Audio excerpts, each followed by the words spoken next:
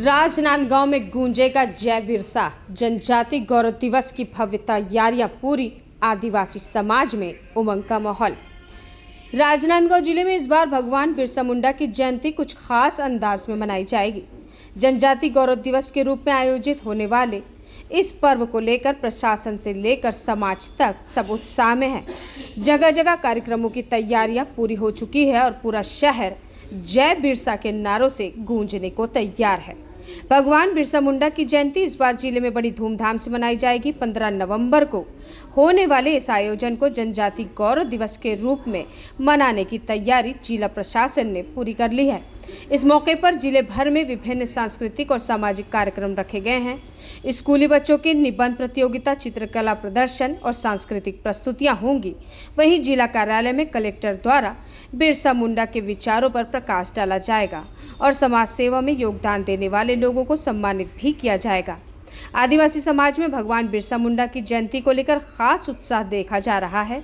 इसे लेकर आज कलेक्ट्रेट में एक अहम बैठक भी रखी गई है, जिसमें तैयारियों की समीक्षा की। 1 नवंबर से लेकर के 15 नवंबर तक जनजाति गौरव अभियान हमारे राज्य में चल रहा है, पूरे देश में चल रहा है। जैसा कि जानते हैं कि 1 नवंबर को माननीय नरेंद्र मोदी जी ने हमारे रायपुर में जो नवनिर्मित संग्रहालय है, आदिवासी संग्रहालय, उसका लोकार्पण किया और 12 नवंबर को आप सभी लोग, उस दिन कई लोग शामिल भी हुए होंगे, देश भर से विभिन्न मीडिया के लोग वहाँ पर उस संग्रहालय में जाकर के वहाँ की व्यवस्था को देखा, उसकी प्रशंसा की गई।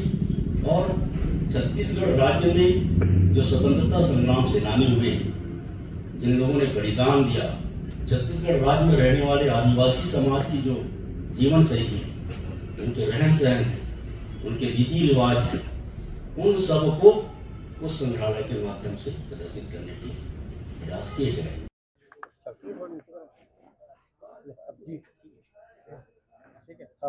आयोजन के संबंध बताएं क्या है? भगवान बिरसा मुंडा के 150वीं जयंती के अवसर पर पूरे देश भर में और खास करके छत्तीसगढ़ राज्य में और यहाँ के सभी जिला मुख्यालयों में उनके जन्म जयंती को लेकर के भव्य आयोजन करने की तैयारी की जा रही है। इसमें खास करके भगवान बिरसा मुंडा ने जो अंग्रेजी हुकूमत के खिलाफ कदम उठाए, समाज को जोड़ने का प्रयास किया और सनातन धर्म को लेकर के उन्होंने जीवन भर लोगों के बीच रह करके, लोगों को संगठित करके एक स्वतंत्रता संग्राम का जो बिगुल उन्होंने बजाया, उसी के बारे में आज का ये प्रेस वार्ता आयोजित किया गया है। और इसमें मुख्य रूप से जो 15 नवंबर का कार्यक्रम रहेगा, उसमें खास करके जो नई पीढ़ी है, नौजवान हैं, उनको अलग अलग स्थानों पर अलग अलग तरीके से भगवान बिरसा मुंडा के विषय में और इस समाज के सभी स्वतंत्रता संग्राम सेनानियों के विषयों में, साहित्यकारों के विषय में, हमारी जो संस्कृति के जानकार लोग हैं उनके विषय में विस्तार से बातचीत की जाएगी, लोगों का सम्मान किया जाएगा और लाभार्थी योजना के माध्यम से जो केंद्र सरकार और राज्य सरकार की जो योजना है, उनका लाभ लोगों को 15 नवंबर को दिया जाएगा।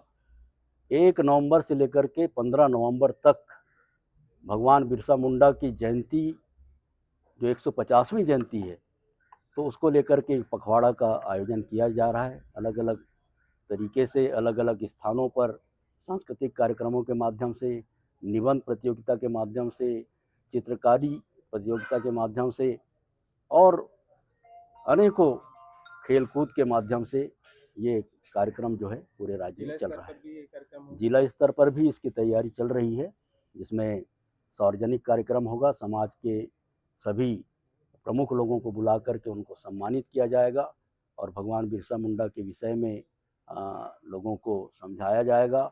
हमने ये भी आग्रह किया है यहाँ पर कि विभागीय स्टॉल लगा करके योजनाओं की जानकारी भी समाज के अंदरूनी क्षेत्र से आने वाले लोगों को दिया जाए। भगवान बिरसा मुंडा का 150 साल इस वर्ष मना रहे जनजाति गौरव दिवस, लेकिन आज भी आदिवासी जंगल क्षेत्र में जंगल जमीन के लिए संघर्ष कर रहे हैं। इस पे क्या कहेंगे? देखिए, जंगल कटे जा रहे हैं। आप देखेंगे तो भारतीय जनता पार्टी ने पहली बार जनजातीय विकास को लेकर के अलग विभाग का निर्माण किया।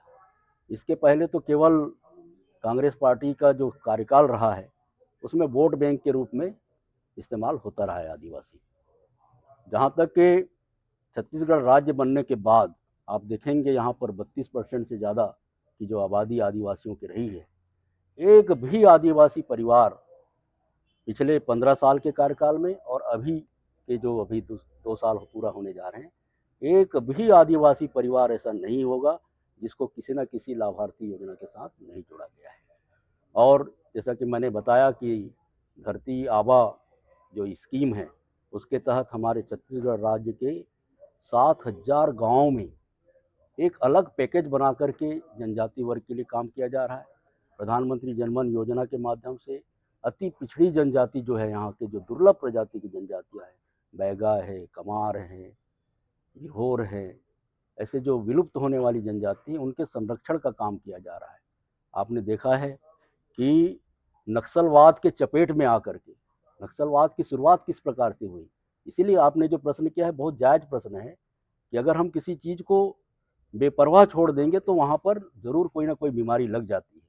और इसीलिए यहाँ के आदिवासियों को कांग्रेस ने जिस तरीके से बेवकूफ़ बनाने का काम किया, अपना वोट बैंक बना के रखा है, हमारी पार्टी की सरकार ने सीधा सीधा इनके विकास के लिए योजना तैयार की है और चरणबद्ध तरीके से उसमें काम किया है।